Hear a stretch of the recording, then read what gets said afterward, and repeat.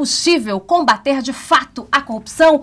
Como barrar esse monstro que vem crescendo? Sobre esse assunto eu converso com um especialista na lei anticorrupção, que é o Dr. Modesto Carvalhosa. Ele está aqui comigo. Com lei ou sem lei, esse governo faz o que quer e o que bem entende. O Petrolão está aí para provar isso, né? O governo petista, os outros também, mas em especial esse governo, deu uma banana para a legislação. E a corrupção corre solta. A lei não é aplicada, de fato? Há uma frouxidão na aplicação ou falta uma lei mais rígida, doutor? O problema todo é o seguinte, no Brasil, como em todos os países do mundo, existe corrupção. E o Brasil tem uma tradição, vamos dizer, grande, ainda dos tempos coloniais, de uma corrupção, vamos dizer assim, continuada, não digo sistêmica, orgânica, mas continuada. Mas a diferença que existe hoje entre a corrupção antiga e a corrupção que se instalou a partir de 2003, sobretudo 2004, foi que o governo patrocina a corrupção. É um modo de governar, né? É um modo de governar. Então você, por exemplo, tinha até então no Brasil governos que eram, entendeu, aceitavam a corrupção, de vez em quando precisava haver eleição, então os governantes e tal, os governadores, etc., e senadores, deputados, iam lá, arranjavam um dinheirinho, uma maneira de ganhar nas obras, etc. e tal, mas não era uma coisa organizada para a corrupção. Na realidade, o que aconteceu é que, a partir de 2003, o governo estabeleceu todo um sistema de captação de dinheiro da corrupção para a sustentação dele próprio partido hegemônico e os partidos aliados, os deputados e senadores que eram desses partidos aliados, os deputados e senadores deles próprios, do próprio partido hegemônico, e assim criaram condições de estabelecer uma estrutura de corrupção. Essa é a diferença. Quer dizer, não se conhece na história do Brasil e não se conhece nenhuma história, acho que do mundo civilizado, não sei, em outros países, etc., mais afastados, em que o governo tenha se proposto a fazer um esquema de corrupção para a captação, que é o caso do mensalão. O mensalão, embora os números sejam muito insignificantes perto do Petrolão, já era uma forma de, efetivamente, organizar o poder para o poder ser alimentado pela corrupção e manter o poder através dos recursos da corrupção. Cada vez que você tem um chacoalhão, vem lá presidente da República, olha, temos medidas contra a corrupção. Chegou a propor lá o tal pacotão contra a corrupção, as tais medidas, mais de uma dúzia, 18 se eu não me engano, que é simplesmente mais do mesmo e para nada. É risível, né? É tão risível quanto o discurso da própria presidente Dilma, né? Porque parece que há ali um grande ato, né, entre um neurônio e outro da presidente. Isso tudo é só discurso para enganar brasileiro? Isso é o seguinte, o governo nunca deixou realmente combater a corrupção. Basta dizer que a lei anticorrupção foi sempre sabotada de qualquer maneira para não deixar que ela fosse aplicada às empreiteiras e fornecedoras da Petrobras, por exemplo. Então ela entrou em vigor em janeiro de 2014, nunca mais, nunca ela foi aplicada, nunca houve um processo regular administrativo contra as empreiteiras e elas continuam operando, certo? Porque o governo impede que haja uma aplicação da lei. Inclusive, fez um decreto agora esse ano de 2015, no sentido de neutralizar completamente a lei anticorrupção para impedir que ela realmente fosse aplicada. O decreto da folia, com isso, né? O decreto da folia. Então, o que nós temos? Nós temos uma lei que não é aplicada, a CGU é contra a lei, sabota de qualquer maneira, a AGU é contra a lei, sabota de qualquer maneira, o ministro da Justiça também é contra a lei, e ele estabelece lá aquela advocacia administrativa com os advogados das empreiteiras implicadas na questão da Petrobras, e assim nós temos, então, uma forma de sabotagem, de não aplicação da lei anticorrupção. Quer dizer que o governo federal combate à corrupção é a maior mentira que já ocorreu em todos os tempos. O senhor concorda que os acordos de leniência hoje são mais acordos de conveniência? Não, porque a lei anticorrupção diz o seguinte, só pode haver acordo de leniência com a primeira que for denunciar as demais. Esse é um princípio fundamental. Se você tem, por exemplo, um cartel, que é o caso delas, que eram os 13 do cartel, se tem a primeira e dizer, eu vou fazer um acordo de leniência e denunciar as demais. Não pode todas uma denunciar a outra, porque daí perde todo o efeito. Então, o que é que acontece? E ao ter a lei a exigência de só uma poder realmente celebrar o acordo de leniência, eles fizeram um decreto dizendo que todos podem fazer acordo de leniência. Virou o samba. Ou seja, do crioulo doido da política. o acordo de leniência é um simulacro, é uma maneira de anistiá-las, para que elas se mantenham.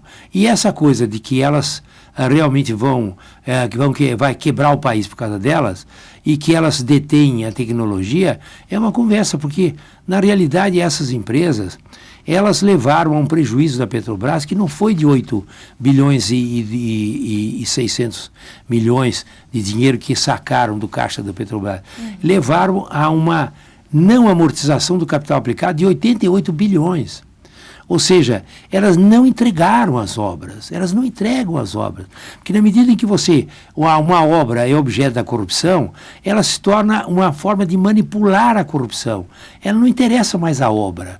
Por exemplo, Abreu e Lima, ela foi orçada em 3 bilhões, ficou em 18 bilhões, e ela só está entregue 20% dela.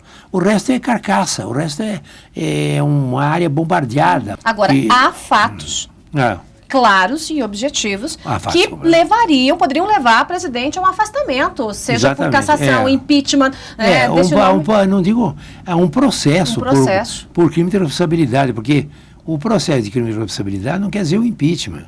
Quer dizer, ela deveria responder por isso, por vários fatores de má conduta como presidente da República. Não se brinca com a lei, não é, doutor? Mas eu acho que tudo tem um momento político também.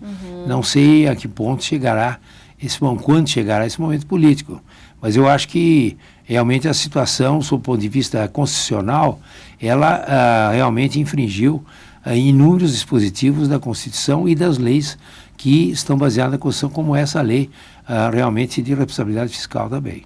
O senhor já assinou, inclusive, um manifesto, né, pedindo a renúncia de Dilma, junto com outros integrantes. Sei. A gente teve aí agora recentemente o Hélio Bicudo, ex-petista de carteirinha, né, pedindo o impeachment da presidente. A gente teve a prevaricação, como o senhor disse, da presidente da República. O circo está se fechando, o círculo está se fechando. Né? O senhor acredita que, pelo que há de subsídio legal, já é possível fazer a proposição, de fato, desse impeachment? Eu acho que há vários argumentos para a responsabilização dela. A questão, inclusive, de que os atos teriam sido do mandato anterior, não tem nada a ver, porque é um mandato em continuação, na medida em que ela não se afastou do cargo quando ela foi candidata. Exatamente. Então, se não há afastamento do cargo, é uma administração em continuação, sem interrupção, sequer de 24 horas. Portanto, dizer que é um mandato anterior não é verdade. São mandatos em absoluta continuação.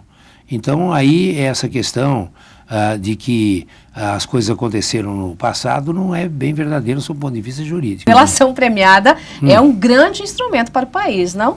A forma de desbaratar uma organização é a delação premiada. Então, esta medida que não foi utilizada como deveria ser no mensalão, daí a pobreza, de certa maneira, dos resultados do mensalão, embora tivesse sido auspicioso sob o ponto de vista político e moral, realmente foi aplicado largamente agora na Operação Lava Jato, e que permite o desbaratamento dessa organização criminosa, da qual entra inclusive a Petrobras, que a Petrobras é considerada vítima. Eu vou perguntar, vítima de quem? Só se for vítima do governo que aparelhou-a para ser um órgão de corrupção. A delação proporcionou que a gente entrasse nas entranhas da Petrobras e entendesse como o Petrolão funcionava. Exatamente. E é interessante entrar nas entranhas da Petrobras, que mostra uma coisa também que é um paradoxo absurdo, porque desde o começo a propaganda do governo é de que a Petrobras é vítima, eu repetindo o assunto, é vítima do quê? Ela foi organizada pelo governo para ser realmente o instrumento para fornecimento de todos os recursos para o partido hegemônico e para os partidos aliados, para os políticos e que fazem parte desse grupo de poder. Então, ela foi organizada para isso. Dizer que foram 2 ou 3 diretores que durante mais de 10 anos, você está ouvindo o que eu estou falando? Oh. Mais de 10 anos pilharam, tá certo, recursos para entrega aos políticos e partidos, etc. Ninguém sabia nada dentro da organização. O governo é de tal maneira obtuso, e tal maneira de má fé, fala em português, não é obtuso, mas aí é má fé, que não quis colocar, quer colocar a Petrobras como vítima, impedindo, portanto, que a Petrobras se tivesse resgatado pelo pagamento das multas o seu próprio delito e tivesse, portanto, no mundo inteiro novamente retomado a sua confiança, tá certo? Pela lei anticorrupção, se aplicada ao pé da letra, então, deveríamos ter a punição das corruptoras, né, das empreiteiras do Petrolão, elas deveriam ser impedidas, claro, cada caso é um caso, mas eu estou falando aqui, passando a régua, né, deveriam ser impedidas de contratar com o governo, pagar a multa sim, né, a Petrobras também punida a pagar a multa para que a lei fosse aplicada, o exemplo fosse dado e pudesse se recomeçar em pratos limpos. Exatamente, é exatamente isso que se faz, né? Paga a multa, fica em disponibilidade durante 5 anos e daí volta a operar, mas em outros termos. Não é? Isso não foi feito. Mas qual é a finalidade do governo, além de todas as má-fés que tem nessa questão? É o seguinte, é que ele quer que todas as 400 empresas públicas forem pilhadas, agora a Eletrobras já foi pilhada também, sim, e a Nuclebrás, não sei o quê. Então o que quer? Quer que todos sejam vítimas. Claro. Então, por exemplo, se a Eletrobras é vítima. Se o fundo de pensão X for pilhado, roubando, quer dizer, corrupção apenas de 200, 300, 500 bilhões, 1 bilhão, 220 bilhões, certo? O que acontece? É vítima. Então, todas as entidades públicas envolvidas, que são instrumentos do partido hegemônico para fazer a corrupção, serão consideradas vítimas, como é vítima hoje considerada a Petrobras.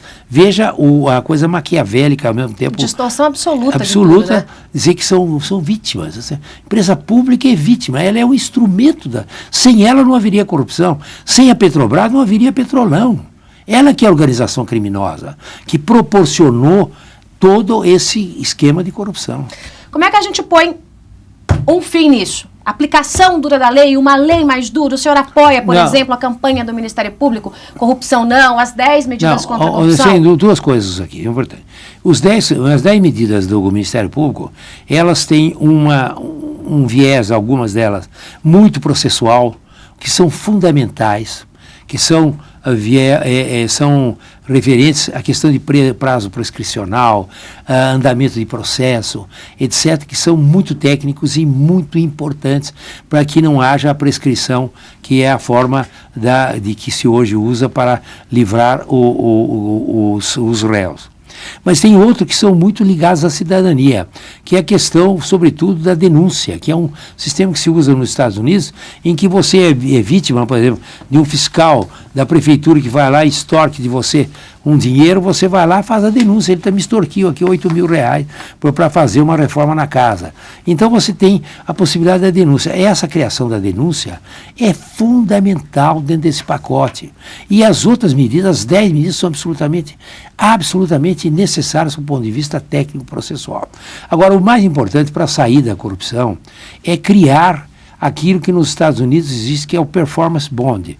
Não pode haver obra sem haver uma seguradora no meio, em que garante para o Estado que o preço, a qualidade, veja, a qualidade da obra e o prazo da obra serão cumpridos, sob pena de a empreiteira, a seguradora pagar para o governo. Então ela fiscaliza a obra. Então ela fiscaliza o preço, fiscaliza se está conveniente, fiscaliza a qualidade e fiscaliza o prazo. Do ponto de vista intelectual, Dilma Rousseff? Tem problemas de deficiência muito grande de raciocínio, né? de raciocínios e de capacidade intelectiva também. Né? Esse é um problema sério. Eu acho que, com todo o respeito que eu teria por um ser humano como ela e eu, somos seres humanos com todos os defeitos, mas ela não está preparada, está provado hoje, não estava preparada para exercer um cargo desse. Ela não tem não tem nenhuma condição, uma aptidão para uma coisa dessa do ponto de vista emocional, intelectual e de preparo também, vamos dizer, preparo de administração pública. Ela não aprendeu nada durante esse tempo todo e falta humildade, há um excesso de soberba, enfim, eu não vejo qualidades, né? Eu só vejo defeitos. E Lula, do ponto de vista administrativo e do ponto de vista intelectual? Bom, do ponto de vista intelectual, ele é um grande, vamos dizer assim, político no ponto de vista de demagogo, né? Que é demagogia. Falastrão, né? É um grande demagogo no plano, vamos dizer assim, do sentido histórico do demagogo, né? Capaz de atrair as massas e apresentar soluções fictícias para os problemas. O governo dele realmente levou a essa catástrofe que nós estamos sentindo hoje em dia, né? Eu acho que ele é tão responsável quanto ela por esse problema todo, mas agora, do ponto de vista pessoal, ele tem qualidades intelectivas muito maiores do que ela e poderia muito bem, no governo dele, ter a humildade necessária e a boa-fé necessária para conduzir, como ele tinha um apoio popular imenso, para levar o país realmente a uma condição extraordinária, inclusive por razões internacionais favoráveis que tinha na ocasião. Ele perdeu a oportunidade e teria condições para levar o país a uma condição ainda melhor, que realmente ele não levou.